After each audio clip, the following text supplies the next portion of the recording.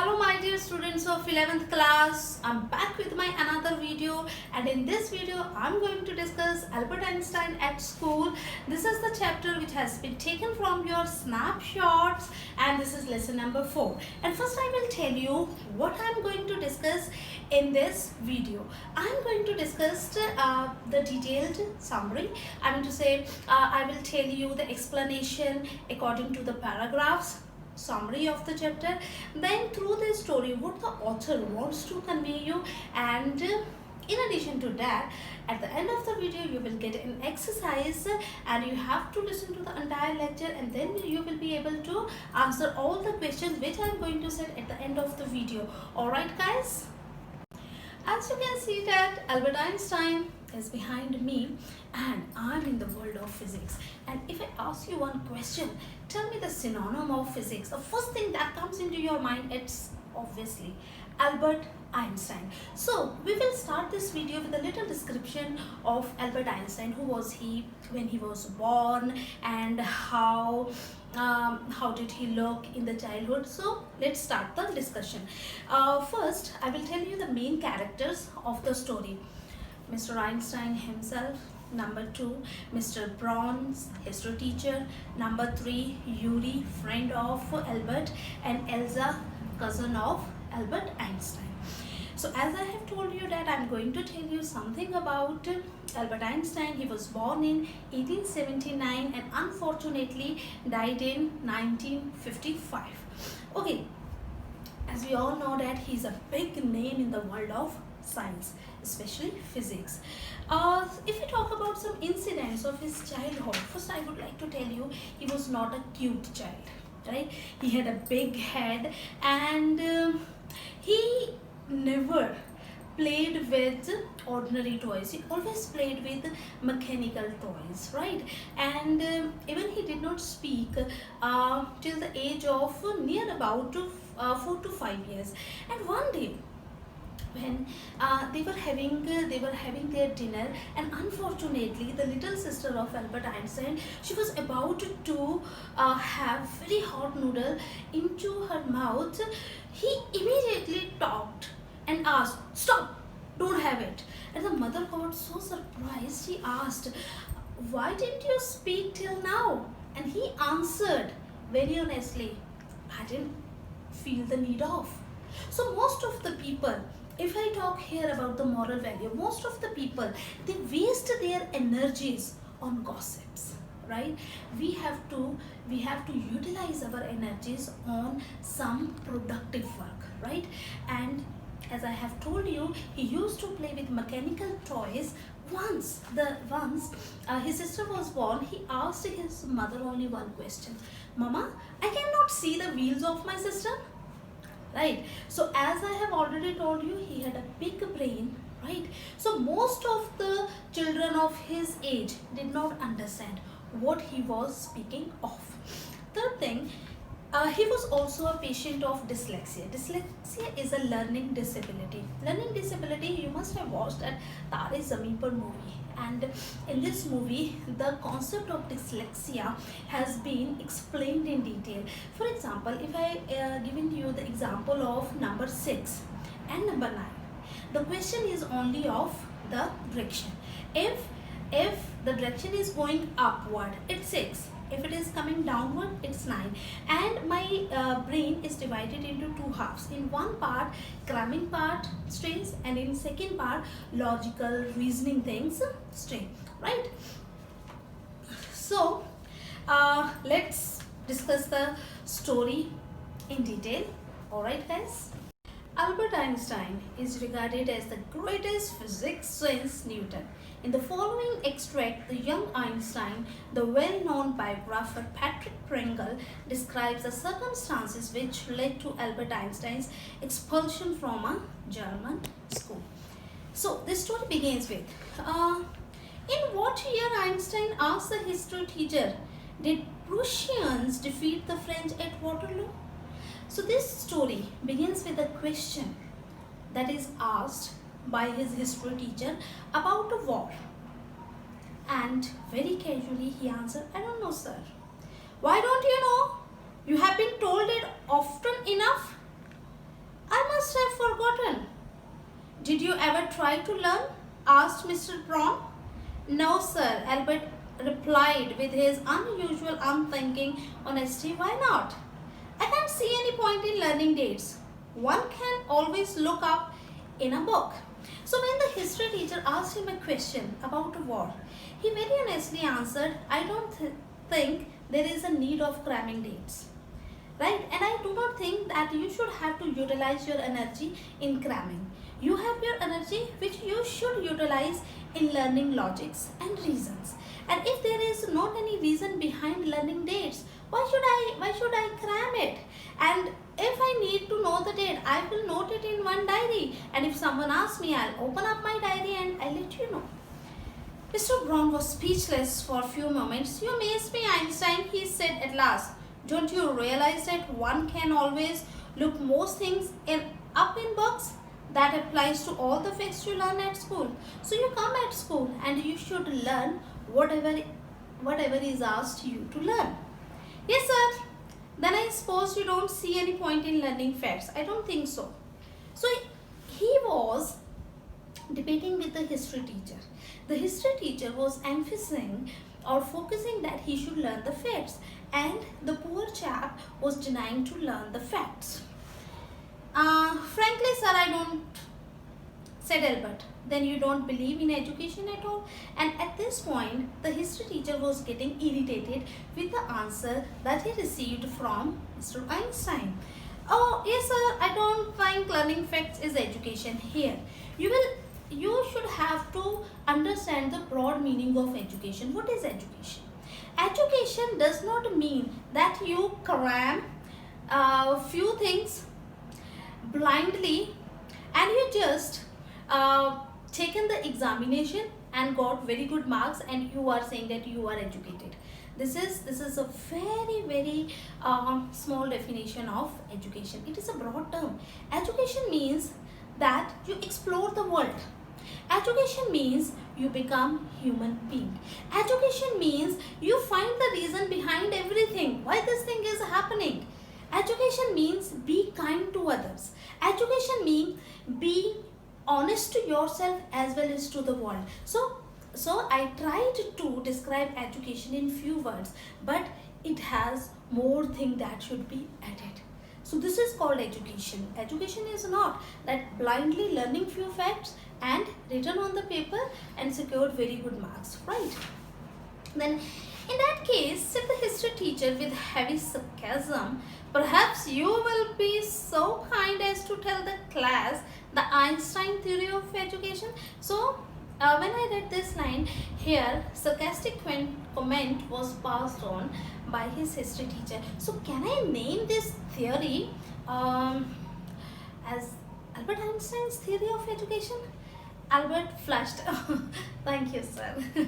Because when you are at childhood, or when you are a child, you think that whatever is told, you don't understand what is sarcastic comment, what is compliment, and he flushed and he was beaming. Thank you, sir. All right. I think it's not fact that matter, but ideas, sir. I think that rather learning the date of the war, I had one idea. We should work on the ideas. He said, I don't see the point in learning the dates of battles or even which of the armies killed more people. I would be more interested in learning why those soldiers were trying to kill each other. Don't you think so, Dad? What should be taught to a student? Students should not be taught the dates of the war. Students should be taught the reasons of the war. Why we have lost the precious soldiers. And if we are able to find out the reasons and we have to work on, such things should not happen in future. Don't you think so, Dad? The children should be taught like that? Oh, that's enough. Mr. Brown's eyes were cold and cruel. We do not want a lecture from you, Einstein. You will stay in for an extra period today, although I don't imagine it will do so much good. It won't do the school any good either. You are a disgrace. I don't know why you continue to come. Now, in this paragraph, the history teacher Mr. Braun, he got so much frustrated, irritated, and you can say that he was pissed off by Albert Einstein, right? Because what he wanted to teach him, he could not get it, rather taking the sir into different direction, right? So he said that, I think the best idea, you should stop come to school. You make your own school and apply your own ideas and learn from there. It's not my wish, sir, Albert pointed out. And again, Albert Einstein, he answered his sir, I'm sorry to say you, sir, that coming to school, it's not my wish. I'll explain how. Then you are an ungrateful boy and ought to be ashamed of yourself. I suggest you ask your father to take you away. So the history teacher advised him, I think you should call your father and you should seek the permission of your father, and I also recommend your father, such kind of children should not be sent into the school, and I want you to be thrown away from the school. Albert felt miserable when he left school that afternoon. Not that it had been a bad day, most days were bad now anyway, but because he had to go back to the hateful place the next morning, he only wished his father would take him away, but there was no point in even asking. He knew that the answer would be he would have to stay until he had taken his diploma. And he welcomed the suggestion of Mr. Braun, but he knew that if I ask my father, come and take me away, my father will never come and never take me away. The answer, I knew that he will say you have to complete your diploma.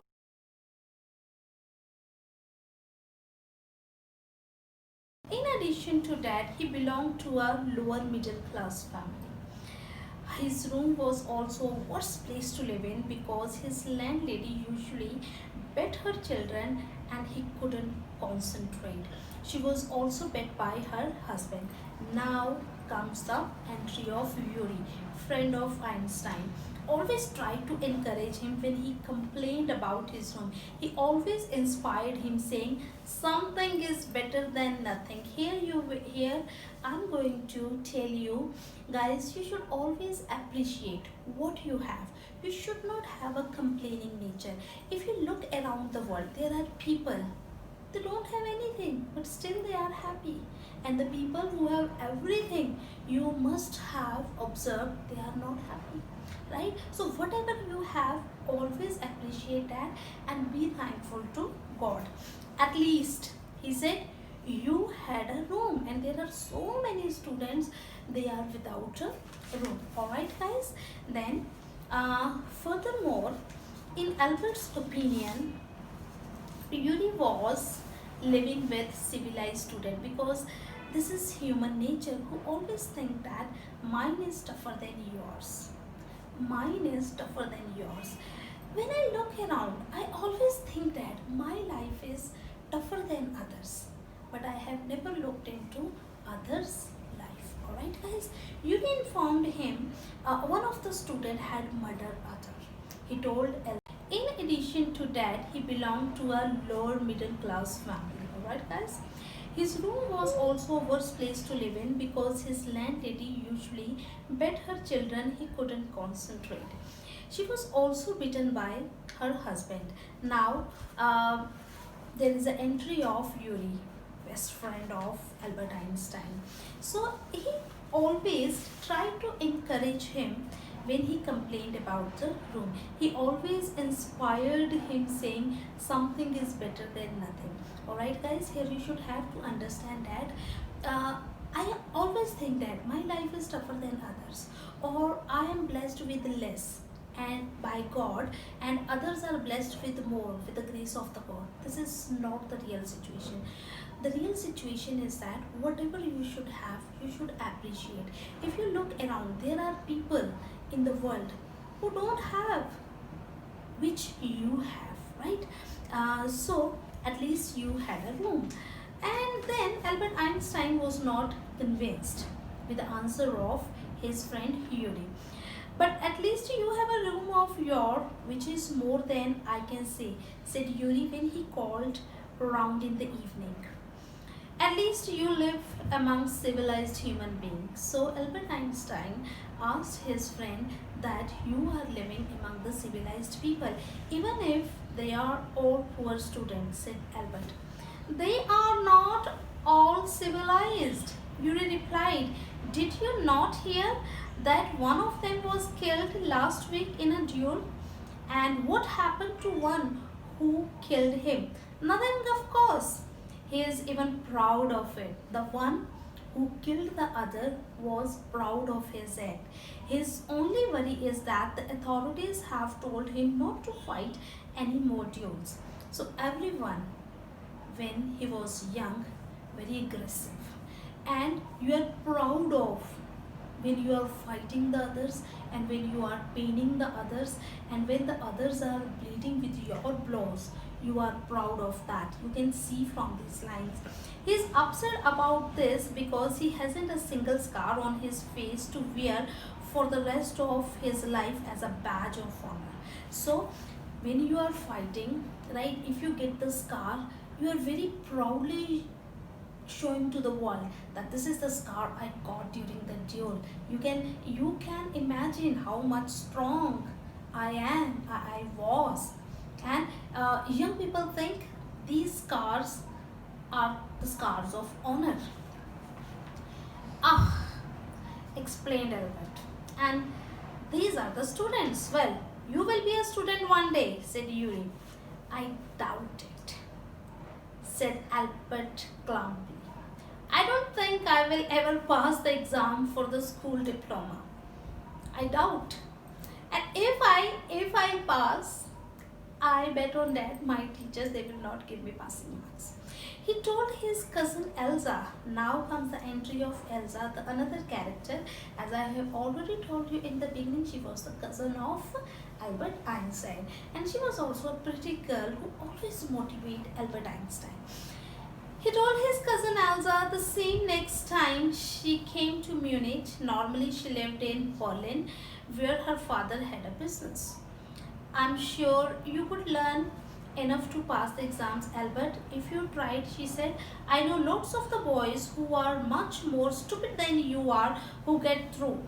They say you don't have to know anything, you don't have to understand what you are taught, just be able to repeat it in the exams. Well, this is a suggestion made by one student to other. Here you can see that at childhood or when you are young, the development of the brain you can judge here. So one student is advising the other student saying that, alright, don't mess with the teachers. First advice. Secondly, whatever the teachers are teaching you, close your eyes, cram them, and they will ask the same things in the examination and just write the same things whatever you are taught in the classroom. Here you will come rote learning. Rote learning means just open the book and just say, I'm a doctor, I'm a doctor, I'm a doctor, I'm a doctor, I'm a doctor. When you say the things 100 times, they are fixed into your brain, right? But this kind of learning is temporary. They cannot stay into your brain for a long time. If the facts are not clear to you, that education is worthless, right? But this is the advice Elsa has given to him. This is the whole trouble, said Albert. This is the thing which I really do not want to do. I am not good at learning things by heart. I cannot cram the things. I am against rote learning. You didn't need to be good at all. Anyone can learn like a parrot. You just don't try. And yet I always see with a book under your arms, added Elsa. What is the one you are reading? A book on geology. Geology? Right. Geology. Rocks and things. Do you learn that? No. We have hardly any science at school. Then, why are you studying it? Because I like it. Isn't that a good enough reason? Elsa sighed. You're right, of course, Albert, she said. But it won't help you with your diploma. And they were conversing with each other. If geology is not part of your curriculum, then why are you reading it? He answered honestly saying, I am interested in it. So you can only excel in that field where you are happy to read the things. Where when you are reading the things and when you feel the happiness, only in that field you can excel. Alright. Apart from books on science, his only comfort was music. So he was not only interested in science, yes, as I have told you in the beginning, synonym for physics, that is Albert Einstein. Okay, he was also very much interested in music. Music, we all know that if we talk about the definition of music, music is that science, or you can say that music is spiritual, where you get the happiness when it is when someone is playing the music, you get the happiness, and when you are happy, you can learn the things easily. Alright guys, apart from books on science, his only comfort was music, and he played his violin regularly until his landlady asked him to stop. That winning gets on my nerves, she said. There is enough noise in this house with all the kids howling. Alright, so here you will come to know the negativity of the landlady. The landlady herself was so frustrated that she could not feel interest in the soothing things such as music. Whenever Albert Einstein was playing the violin, and this soothing music seemed to her like noise, right? Because she was very much frustrated with her life. When you are frustrated with your life, you can never find happiness anywhere. You should be happy with your own life, then you can see the happiness is prevailing around. All right. Albert was tempted to point out that most of the time it was she who made them howl, but he decided that it was better to say nothing. I wanted to say to that lady, your children are very good, but you are not good. You are always doing something which force your children to howl. Howl means to make noise. I must get away from there, he told Yuri after 6 months alone in Munich. It's absurd that I should go on like this. In the end, it will turn out I have been wasting my father's money and everyone's time. It will be better for all if I stop now. Okay, I don't know. If I go to Milan, I'm afraid my father will send me back unless his eyes gleamed with a sudden idea. Yuri, do you know any friendly doctors? Okay, actually he was planning to leave the school, but he also knew that his father would never let him to leave the school. So he planned that some doctor proved that he was mad. So he cooked a very good plan with the help of his friend Yuri. Alright guys, so now give me a few minutes so that we discuss the other story. Okay, till here we have discussed. Give me 1 minute. Then he very clearly informed Yuri he wanted to leave the diploma, but if I went back, he would bring me. He means my father would bring me back here. He thought of a plan for which he needed Yuri's help. He asked him if he knew any doctors, but I didn't have enough money to give him. If you know any newcomer, so we want a doctor who certified me that I'm a madman. But there is one problem. I don't have enough money to pay for. If you know the newcomer, that person can help me out. Yuri said he knew many newcomers. He had a friend who got his degree a week ago. He could help you. Albert eyes shone, and here the phrase is used for Albert Einstein. Alright guys.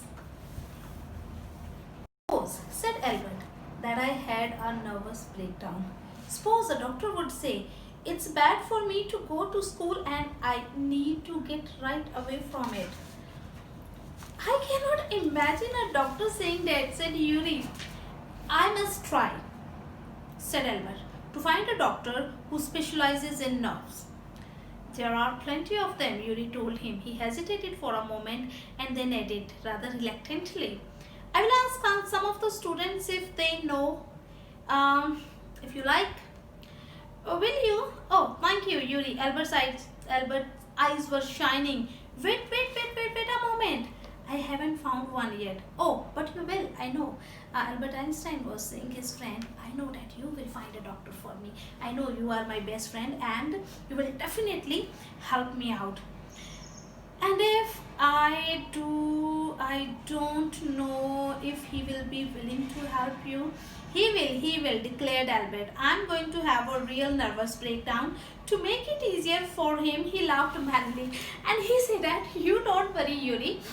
I'll play like that, or I'll show the doctor like I'm a real madman. And he was really laughing. I have never been seen you looking like nervous, remarked Yuri. A day or two at school will soon put that right, Albert assured. Suddenly, he had lost his high spirit when Yuri saw him next. I cannot stand it any longer, he said. I really shall have a nervous breakdown that will easily satisfy the doctor. Keep it up then, Yuri said. I have found a doctor for you. You have? Albert's face lit up. Oh, good. When can I see him? I have an appointment for you tomorrow evening. Yuri said, here's the address. He handed Albert a piece of paper. Dr. Ernest Wayne, he's another character. Is he a specialist in nervous troubles? Asked Albert. Not exactly, Yuri admitted. As a matter of the fact, he only qualified as a doctor last week. You may even be his first patient. You knew him as a student then. I have known Ernest for years. Yuri hesitated for a few moments. He is not a fool, he warned Albert. What do you mean? So he was saying that you cannot act like a madman, and if you are acting before a doctor, you will definitely be easily caught by a doctor. Don't try to pull the wool over his eyes. So do not try to. Here it is a phrase that means do not try to befool the world. दूसरों को मूर्ख मत बनाओ. Alright guys? That's all. Be frank with him. But don't pretend you have got what you haven't. Not that. You would deceive anyone. Yuri said, you are the world's worst liar. Alright guys, Albert spent the next day wondering what to tell the doctor, what the time arrived for his appointment. He had worried over it so much that he really was quite nervous, and he was himself very nervous, and it is really very difficult to tell a lie before a professional. I don't really know how to describe my trouble, Dr. Whale, he began. Don't try, said the doctor. With a friendly smile, Yuri had already given me a history of your case. Oh, what did he say? Only that you want me to think that you have a nervous breakdown and say you must not go back to that school. So Yuri has already told me about your troubles. Your trouble is that you wanted to leave the school, and I have to give a certificate that proved to the school authority that you are not capable for attending a school for the time being. Alright. Oh dear, Albert's face fell. He shouldn't have told you that. Why not? Isn't it true then? So Albert Einstein feels little ashamed of, and he said he should not share all the things with you. Yes, that's the trouble now. You will say there is nothing wrong with me, and you will tell me to go back to school, and I know that you are going to advise me that I should go back to the school and attend all the lectures of the teachers. Don't be too sure of that, said the doctor. As a matter of fact, I'm pretty sure that you are in a nervous state about that school. But the doctor said that you have the phobia of the school, and you do not like the discipline of the school. You do not like what the subjects are in the curriculum. You do not want to go into that direction. You have some other dreams. You want to explore the world, right? Because you wouldn't have come to see me about this if you hadn't been pretty close to a nervous breakdown. That's why. Now, said the doctor basically, if I certify that you have a nervous breakdown and must stay away from the school for a while, what will you do? So what I get if I certified you that you should not go to school because you have nervous breakdown? uh, what will you do then? What will you do? I'm not going to spoil a child's future, right? And you just have to show me your plans. If I certify you, then what you will do? So Albert Einstein explained, I'll try to get into an Italian college or institute. How can you without a diploma? That another question that comes into the mind of the doctor. How can you without a diploma? Because what is the criteria? If you passed out a diploma, only then you will get admission in that college. I'll ask my mathematics teacher to give me something about my work, and perhaps that will be enough. I have learned all the maths to teach at the school, a bit more, he added when Dr. Whale looked doubtful. Actually, whatever syllabus has been done by my mathematics teacher, I have already done that, and I have also gone for the advanced study of those chapters, of those topics also, right? And I'm pretty sure that my mathematics teacher would definitely help me, and he will give me a certificate. That's very kind of you. It's nothing. I have only just stopped being a student myself, so I know how you feel. Here you are. Dr. Whale handed him the certificate and the best of luck. So Mr. Whale, the doctor, he believed him, and he handed him over the certificate. That's about the nervous breakdown. Okay, nothing. How much? Nothing. If you have anything to spare, invite Yuri to a meal. His good friend of mine and yours too. I think Albert had no money to spare, but he pretended he had and took Yuri out to supper, right? And this time Albert Einstein was really very happy, because now he had one proof with him which would help him to leave the school. Alright, yes, it's fine, Yuri agreed. 6 months is a good period. This way you won't actually be leaving the school, so if the worst comes to the worst, you will be able to come back and carry on for your diploma. So you are also students of mathematics, and you know that rule.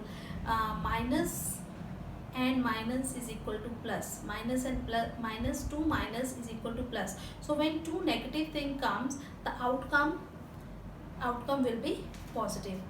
I will never go back to that place, Albert assured him. I'm going to take this certificate to the head teacher tomorrow, and that will be the end of it.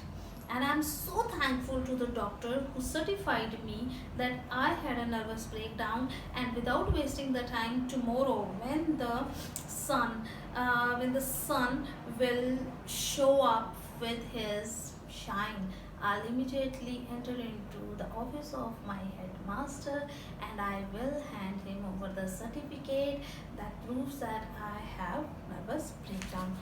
Don't forget to get a reference in writing from your mathematics teacher first, Yuri reminded him. And you should take the reference from your mathematics teacher also, otherwise it's going to be difficult for you to seek admission in Italian college and wherever you want to go for. Mr. Coach willingly gave Albert the reference he wanted. If I say I can't teach you anymore, and probably you will soon be able to teach me, will that be alright, he asked. That's saying too much, sir. It's only the truth, but alright, I'll put it more seriously. Alright, so whatever he wanted, the certificate from his teacher, he got that certificate. I'm sorry you are leaving us, although you are wasting your time in my class, he said. It's almost the only class where I am not wasting my time, said Albert. But how did you know I am leaving, sir? You wouldn't have asked me for this reference otherwise. So Albert was a little confused how his mathematics teacher came to know that I am leaving. So teachers are always teachers, right? They are more experienced than the students. So he answered very politely and very honestly, saying that if you are not leaving, then you will never ask for this reference certificate from me. And he said, okay, now you should not bear me anymore or my class. So he said from the core of his heart, sir, this was the only class where I was interested, because I was learning something, the real learning. I know the reasons behind, right? Okay. There's nothing to wonder about Einstein. I knew you were going to leave before you knew yourself. Albert was puzzled. What did the teacher mean? So, a very big line said by the teacher. Because a teacher has a spiritual eye. When we look at our students, we can imagine the flight of the students, where how much capability, potential a student has, and where he can reach. So the students are always in confusion whether the teachers are understanding them or not. But being a teacher, when I see my student, I can recognize their potential, I can recognize their energies, and I know how to utilize their energies positively. So the same thing is said by his mathematics teacher. He soon found out, before he had a chance to ask for an interview with his headmaster or head teacher, he was summoned to head's room. So now he was asked that you should go and meet the headmaster of the school.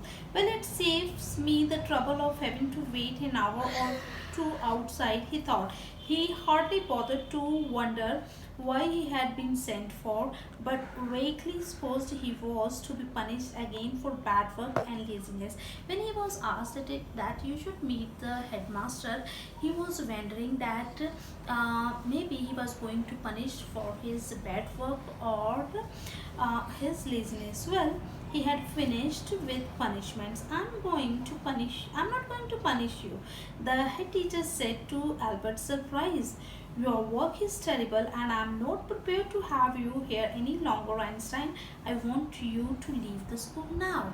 So he was so surprised that before he showed the certificate of his nervous breakdown to the headmaster surprised him by saying that now we have decided you are not going to be part of our school. You should leave our school immediately. Leave school now? Repeated Albert, dazed. That is what you said? That is what you said? Leave school now? You mean I'm to be expelled? You can take it. What if you wish? So he got so happy when he heard those words by his headmaster. He was expelled. The head teacher was not minching words. The simplest thing will be for you to go of your own accord, and then the questions won't arise. But, said Albert, what crime have I committed? Your presence in the classroom makes it impossible for the teachers to teach and for other pupils to learn. Actually, we are ordinary students, right? But Albert Einstein was not an ordinary student. So he was expelled from the school, right? Because he was disturbing other students, right? You must refuse to learn. You are in constant rebellion and no serious work can be done while you are there. So you always deny to do the work or whatever your teachers are giving you. So we do not want to spoil the discipline of the school. We do not want to spoil the classroom studies because of you. So we have taken a hard decision that we are going to expel you. Albert felt the medical certificate almost burning a hole in his pocket. I was going to leave anyway, he said. Then we were in agreement, at least, Einstein, the head said. For a moment, Albert was tempted to tell the man what he thought of him and of his school. Then he stopped himself without another word. Holding his head high, he stalked out. Shut the door after you, shouted the head. Albert ignored him. So he was so happy because he was expelled. He got whatever he wanted. Now, before leaving, he wanted to tell where the school was wrong and where the teachers were wrong, but he thought of to be quiet at that moment. He walked straight on and out of the school where he had spent 5 miserable years without turning his head to give it a last look. He couldn't think of anyone he wanted to say goodbye to you. Uh, Indeed, Yuri was almost the only person in Munich he felt like seeing before he felt the town he had come to hate almost as much as the school. Elsa was back in Berlin and he had no other real friends. Goodbye, good luck, said Yuri when he left. You are going to a wonderful country, I think. I hope you will be happier there. So whatever Albert wanted, he got in the end. He did not want to stay in that school. He was expelled with the grace of the God and he happily accepted the decision. Alright guys, so this is the detailed explanation of the chapter that I have already promised you in the beginning. So the summary I have discussed side by side, I have told you, and the moral values through this, what the writer wants to convey you side by side, they are also discussed. And let's discuss few more things of this chapter, right? First, I would advise the parents, do not force your child to do the things in which they are not interested. Do not force your child if your child is not understanding those things. There are other subjects in the world also. You can choose any subject wherever you find interested, okay? Do not lead in your child with your wishes. Whatever he wants to do, let him do. So sometimes the parents, they are compelling their children that you should have to do without understanding whether the children are interested in that or not. If your child is not interested in those subjects which you are offering him to opt, right, then the desired result will never come, right? Learning is possible only in a happy atmosphere. Learning is only possible when you yourself is interested in those subjects, right? So another thing is individualism. Right, if someone is interested in sciences, let him go.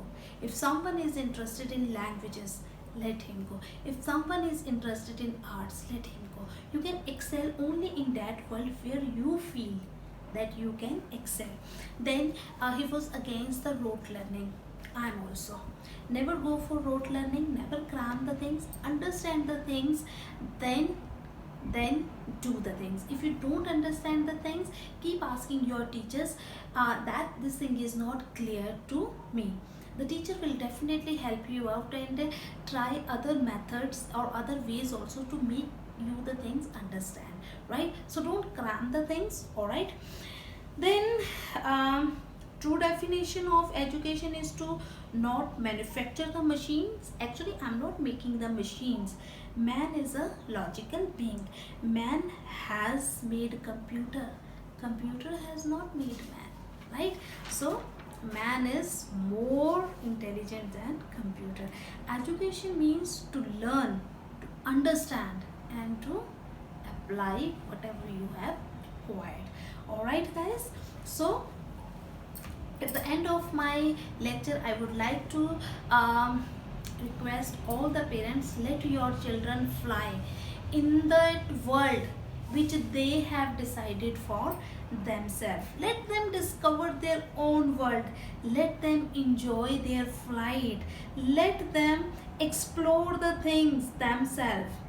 The journey will really become splendid. Alright guys, so that's the end of my lecture, and a surprise that's waiting for you, the question answers that you will find at the end.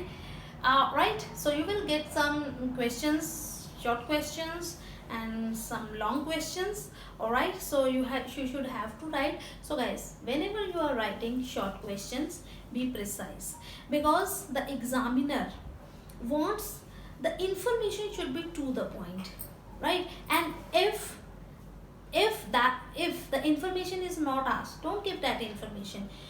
To the point answer should be appreciated by the examiner. And the second thing,